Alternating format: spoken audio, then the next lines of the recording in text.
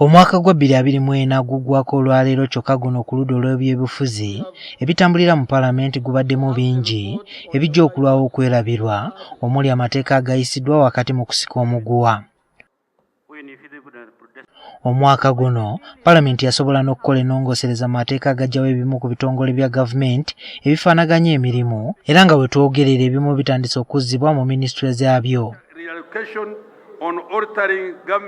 Mu mateeka gano eky'okuggyawo ekitongole ky'emmwanyi ki Uganda Coffee Development Authority lyakwata nnyo omubabiro. Abamu ku babaka bagamba lino lyayisibwa kusanyusa mukulembeze w'eggwanga weewaawo bannaabwe bakiwakanya.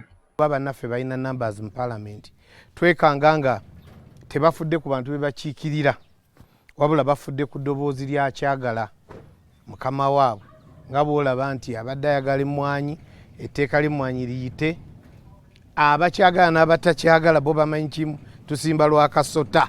Nga bireeta obuzibu kyekyokugatta ebitongole naddala ebimu ku ebya gavumenti bwe twasimba Nakakongo ku nsonga ya emmwanyi era okukakana nga gavumenti ereese abasirikale paka mu Paalamenti. Ekyo kyekimu ku bintu ebisinza okubeera ebizibu ennyo mu byobufuzi byaffe. Era mu mwaka guno tulabyemu n'ebirungi. Tuyisizza amateeka mangi aga Paalamenti ng'oggyeko LAPEX eri gye nkugambye waliwo amateeka mangi Paalamenti eno geyisizza agayamba omuntu wa bulijjo agayamba eggwanga lyaffe Uganda.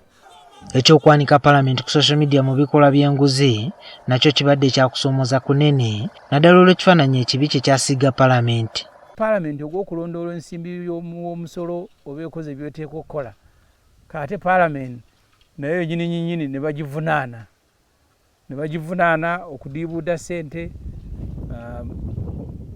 okukozesa ssente nga tezigoberedde mateeka okuggyako abantu enguzi ne tufuna n'ababaka ba Paalamenti 4-5 ne batwalibwa mu kkomera bali mu kuwozesebwa. Kati omuntu kizibu nnyo ogamba nti Paalamenti mu mbeera mweri nti ekyasobola okugoberera okulondoola ssente z'omusolo. Omubaka Ibrahim Ssemujju Nganda agamba nti omulimu gwa Paalamenti ogw'okutemaatema embalirira y'eggwanga nagwo gulabika nga gwagenda Pulezidenti bwe yakomyawo embalirira y'omwaka gw'ebyensimbi 2024-2025 ng'ayagala ekolebweko enkyukakyuka. Kubanga kwegyo emirimu ena egya Paalamenti omwaka guno tetulinaako mulimu gwe tukoze okutujjako tugukoze nga Museveni bw'agwagala. Bwe twayisa bajeti ssente ne tuziteeka ku malwaliro ogula ambulensi Museveni n'agamba nti ani abagambye okukwata ku bajeti yange bajeti yiye n'agikomyawo. Ababaka b'NRM ne baddira ssente ne bazijja ku malwaliro ne ku ambulensi ne baziwa omusajja bamuyita Magoola nti agenda kuzimba kkolero lya ddagala. Kyokka ababaka bagamba nti waliwo ensonga endala nnyingi eziruma bannayuganda ezitateereddwako mulaka mu Paalamenti omwaka oguggwako gamba ng'enguudo embi n'ebirala. Ndowooza tekoze kimala okuggyayo ekinyusi n'obulungi bw'abannayuganda abawangalira ebweru w'eggwanga.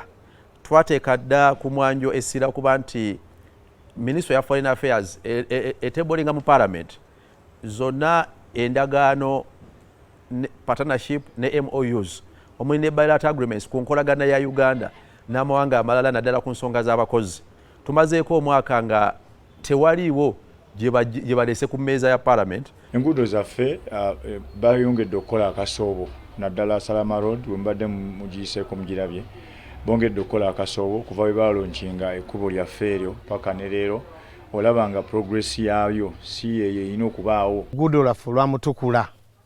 Oluguudo lwaffe olwamutukula Masaka Mutukula lubeere nga luwetekebwa mu budget lufune priority balukole chorus era oluguudo luli mu kukolebwa. Bano bonna omwaka 2025 bagutunuulidde ng'ogugenda okubeera ogwa Kassameeme naddala eggwanga nga lyolekera akalulu ka bonna aka 2026. Poliisi egenda kwongera okukwata abantu okubaggalira. Ab'amagye bagenda kwongera okujja ku street batandike okutawaanya abantu ba bulijjo.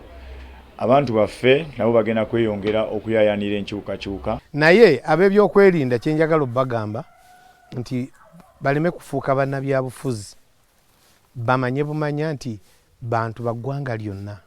Naye era tusuubira poliisi y'eggwanga ebitongole by'okwerinda ebyenjawulo okubeera nti bigenda kuba nti bikuuma buli muntu ne interest ze.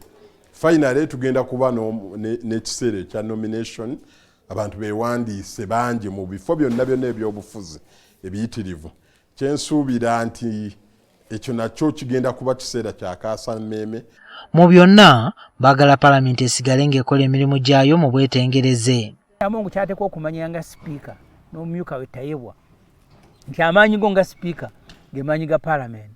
Bw'oginafuya manya nti owedde ojja kutuuka ekiseera bakubake bakutwale nga tewaliyo na muntu asobola yadde okusiinyaako. So kati kye balina okulwanako okuzimba mu mwaka gwa 2025. Juma Kiria, NTV Akawungeezi.